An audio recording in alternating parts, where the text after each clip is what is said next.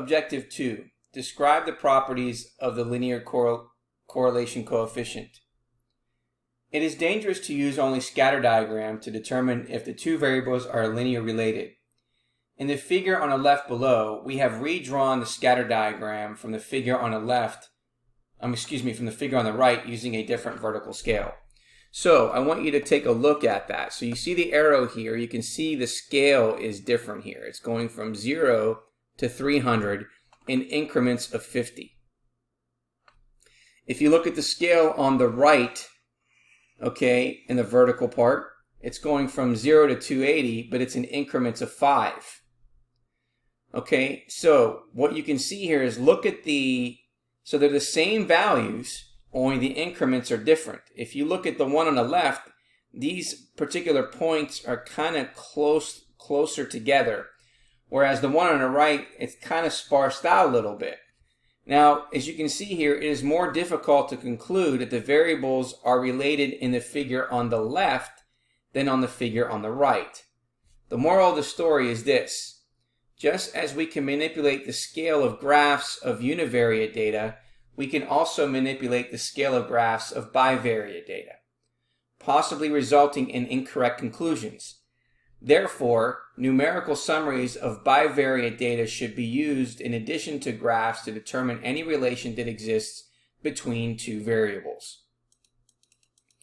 Now, the linear correlation coefficient, it's also called the Pearson product moment correlation coefficient, is a measure of the strength and direction of the linear relation between two quantitative variables.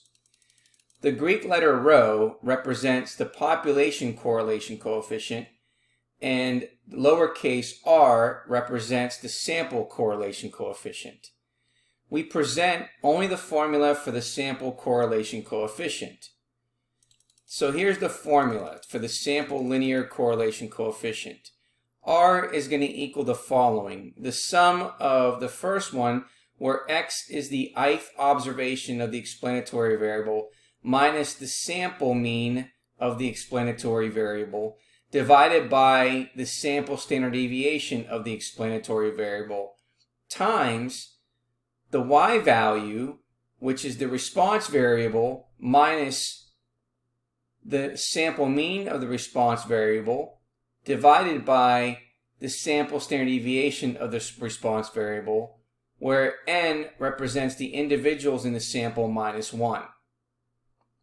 Now, in the formula for the linear correlation coefficient, notice that the numerator is the sum of those products of z-scores for the explanatory x and the response y variables.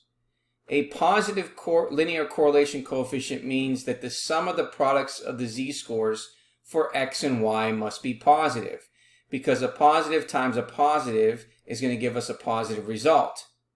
Okay, now if it was a negative times a negative, it'd be positive. But if it's a positive times a negative or a negative times a positive, it's going to give us a negative value. So how does this occur? Well, let's take a look here. So on the left-hand side, I'm going to show you what's happening here. Okay, we have our x and y axis. Okay, and then in the middle of our x and y axis, we have a mean. So you can see here that we have this vertical line here.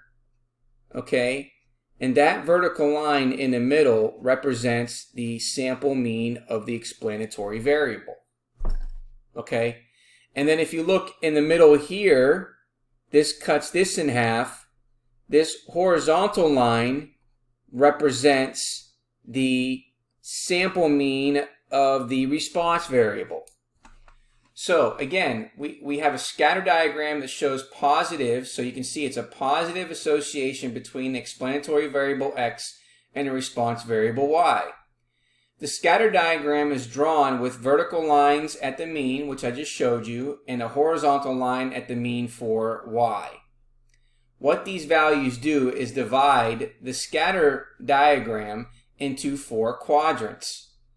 Let's call the points that are in this region points in quadrant 1. So here to the top right, these are the points in quadrant 1. To your left, this is quadrant 2. Down here is quadrant 3, and over to your right is quadrant 4. Now, let's focus in on the points that lie in quadrant 1. If I take any point, you'll notice that that point has a value of x that is above average. Because you see here in the top right, it's going to be above the mean. So it's above average. And it has a value of y that's also above average. What does that mean in terms of the formula for correlation? Well, if you look at the formula down here, well, because the x value is greater than the sample mean, we know that the z-score for x is going to be positive. Because the y value is greater than the sample mean of the response variable, then we know that the z value for y is also going to be positive. So in general, any of the points in quadrant 1 are going to have positive z-scores for x and positive z-scores for y. And therefore, this product is going to be positive, meaning that when you multiply them together, you're going to get a positive value. Now, if we consider points that are in quadrant 3 here in the bottom left, so say we pick a point here, okay, you will notice that it is below average for x and it is below average for y. That means that the z-score for x is going to be negative and the z-score for y is also going to be negative. Negative times negative gives you a positive value. So all the points in quadrant 3 are going to have a positive product of the z-scores. Now the point that lies in quadrant 4, and let me change this here, this should be quadrant 4, okay? And the point that lies in quadrant 2, so there's 2 points here, one in quadrant 2 and one in quadrant 4, are both going to have negative products of z-scores. And the point for quadrant 4, the x value is above average, but the y value is below average. So I'd have a positive times a negative. In a point in quadrant 2, the x value is below average, but the y value is above average. So I'd have a negative z-score for x and a positive z-score for y, giving me a negative product. However, because an overwhelming number of points are going to have positive z-scores, the sum of all these z-scores is going to be positive, and therefore I'm going to end up with a positive linear correlation coefficient.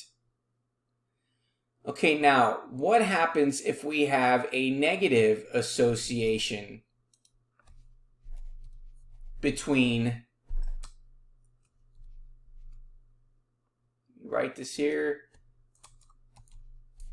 between the explanatory variable x and the response variable y? Well, the similar logic applies. So again, let's take a look here. We have in the middle here, this is going to represent our sample mean for the explanatory variable. And then in the middle, we have our sample mean for the response variable of y. Okay, now let's consider the points in quadrant 2. For this point, we have a below average for x because it's below to the left of that line for x bar, but we have an above average value for y. So the z-scores for x for all the points in quadrant 2 are going to be negative, and the z-scores for y for the points in quadrant 2 are going to be positive. So we're going to have a negative times a positive, which gives us a negative result. For the points in quadrant 4, let me go ahead and make sure that changes there, okay? Say we take this point right here in the middle, you'll notice that the value of x is above average because it's to the right of the mean for x, while the value of y is going to be below average. And so the z-score for x for all the points in quadrant 4 is going to be positive, while the z-score for y is going to be negative. So we're going to have a positive times a negative, which is also negative. And so for the points in quadrants 2 and 4, we're basically summing together a bunch of negative values, which in itself is going to be negative. And that's why the correlation coefficient, when you have a negative association, is going to be a negative value. Now lastly, if you had no association between x and y, in other words, all the points were equally dispersed amongst the 4 quadrants, basically the positive products for the z-scores would be offset by the negative products for the z-scores, and you would end up with a correlation coefficient that is close to 0.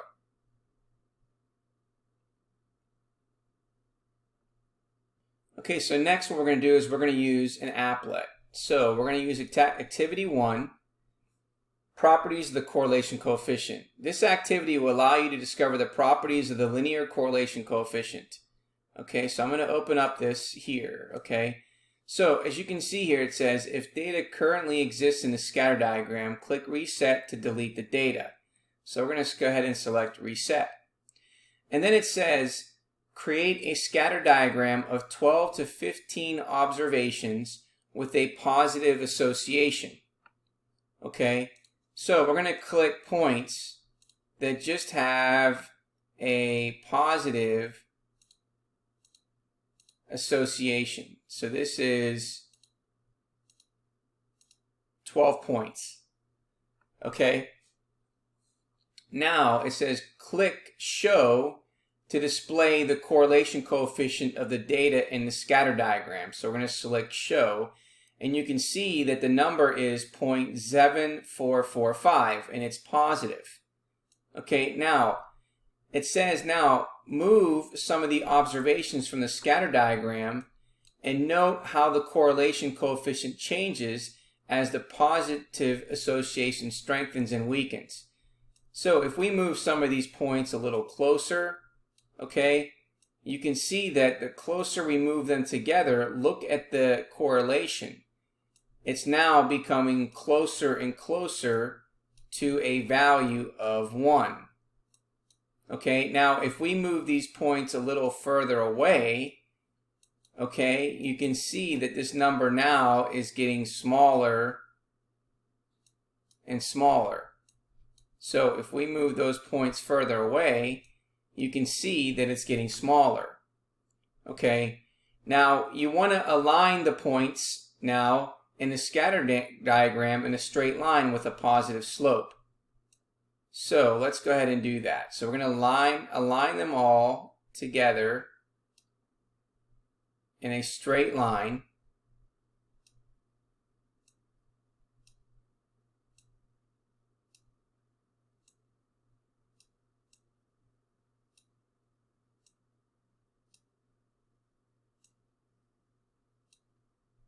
So when you do that, what is the value of the linear correlation coefficient? Well, if you make this in a straight line, okay, if you made this an exact straight line, look how closer we're getting to a value of 1. So if we want to make this a complete straight line, then we're going to get a value of 1. So that's the first part. Now let's take a look at part B. Okay, now what we're going to do is we're going to go ahead and then click reset again. Okay, and we're going to create a scatter diagram of 12 to 15 observations with a negative association. So here we're going to do 12 points that represent a negative association. Now we're going to click show to display the correlation coefficient of the data in the scatter diagram. If you look down here, we end up getting negative 0.7078.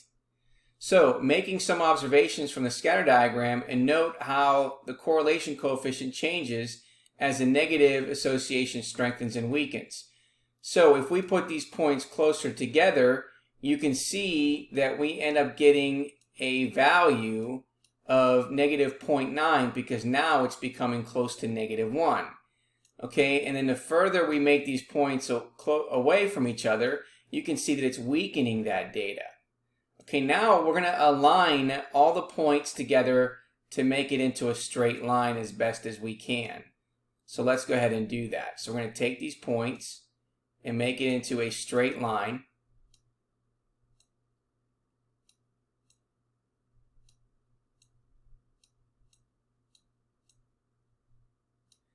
And then what do you notice? Okay, what do you notice? What is the value of the linear correlation coefficient? Well, it's approximately what? -1. So the linear correlation coefficient here is going to equal -1. Okay, now let's move to part C. So in part C, we're going to click reset to delete the data, and we're going to draw a diagram with no association. Okay, so what does that mean with no association? Well, you're going to draw like these points that are just all over the place. Okay, in this case here, look at the correlation. Okay, it's close to 0. Okay, this is uniform. So what is the value of the correlation coefficient? Well, you can see here that it's 0. Okay. Now, click reset the data, so we're going to reset. Okay, and then it says draw a scatter diagram in an upside down U-shaped pattern. So we're going to click these datas. Okay. And then we're going to create an upside down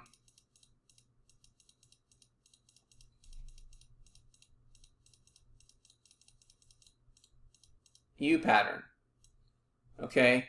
Now, what is the value of the correlation coefficient?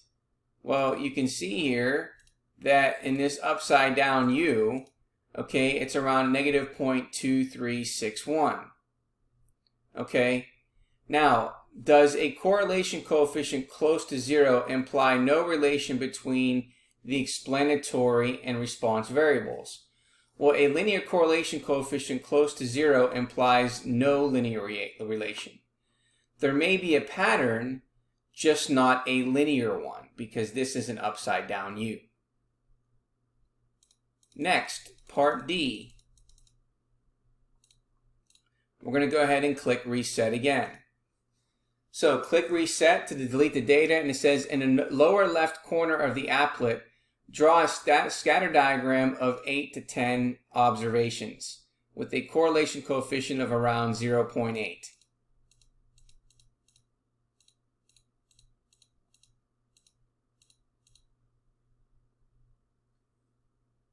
Okay.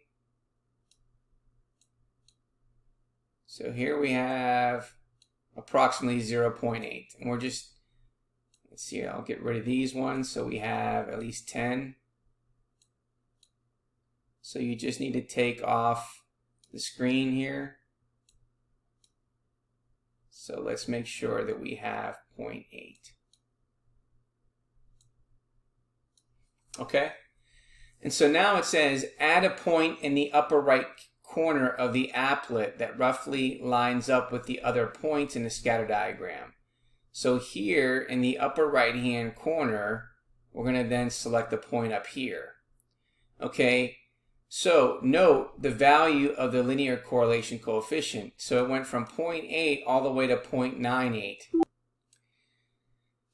And so if we move that around, then we can see what's happening with the value of that point. Okay, it's going to change this correlation coefficient. Okay, if I move it down here, it's going down to 0.3. If I move it over here, it's to your left, it's 0.69. So you can see how this one point is going to change. So again, what can you conclude about the correlation coefficient? Meaning that, is it resistant? Well, again, a numerical summary of data is said to be resistant if observations that are extreme, very large or small, relative to data do not affect its value substantially. So is it resistant? The answer is no, because extreme observations affect its value substantially. Because if we move this point around, it's definitely changing the linear correlation coefficient. Okay? Now let's take a look at part E. It says we're going to click reset. and it says draw a scatter diagram with 6 points arranged vertically in a straight line.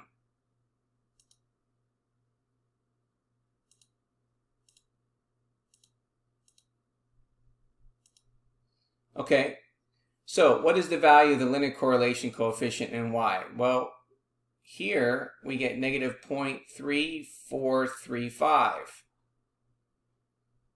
Okay, so what is the value that we're getting there? Okay, well that's the value. Okay, now let's make sure it's in a straight line here. So take a look at, again, the straight line that we have. Again, it's approximating here. And so we're going to add a 7th point to the right side of the scatter diagram, and then move the point around until the correlation coefficient is approximately 0.75. So we're going to move this point until we see that it's what? 0.75. Okay. Now, there's that 7th point. Now, we're going to click Reset to delete the data. And then we're going to draw a scatter diagram with approximately 7 points in a U-shaped pattern near the lower left corner of the applet. So here we have 1, 2, 3, 4, 5, 6, and then 7. Okay. Now you can see there's our U-shape. You can look at the correlation coefficient down here. And then we're going to add an 8th point to the scatter diagram and move it around until the correlation coefficient is approximately 0.75. So let's see here. Where can we get 0.75? Okay, well there's 0.75. So should the correlation coefficient be used exclusively to judge whether a linear association exists between the explanatory and response variables? That's the question that we're asking here. Okay.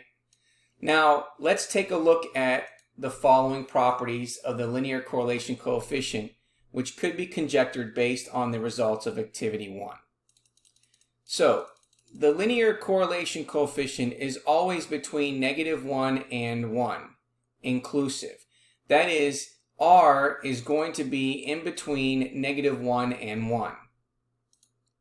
Now, if R is equal to +1, then a perfect positive linear relation exists between the two variables, which is figure A here. Now, if R is -1, then a perfect negative linear relation exists between the two variables, as you can see here in this figure. Now, if the closer R is to +1, the stronger is the evidence of positive association between the two variables. The first one here, part B, is closer to 1. You can see how stronger it is. So it's a strong positive relation because it's getting closer to 1. Where over here, it's a moderately positive linear situation at 0.4 because it's not necessarily creating a linear situation, but it's moderately positive. Now, the closer R is to -1, the stronger is the evidence of a negative association between the two variables. If we look at part E, you can see that it's a strong negative linear relation because R is equal to -0.9. To your right, it's a moderate negative linear relation where R is equal to -0.4. Now, if R is close to 0, then little or no evidence exists of a linear relation between the two variables. So a value of R close to 0 does not imply no relation, just no linear relation. So in part G, we can see there's no linear relation. In part H, this is a U-shaped, so you can see that's still no linear because it's close to 0. Now, the linear correlation coefficient is a unitless measure of association. So the unit of measure for X and Y plays no role in the interpretation of R. The correlation coefficient is not resistant. Therefore, an observation that does not follow the overall pattern of the data could affect the value of the linear correlation coefficient.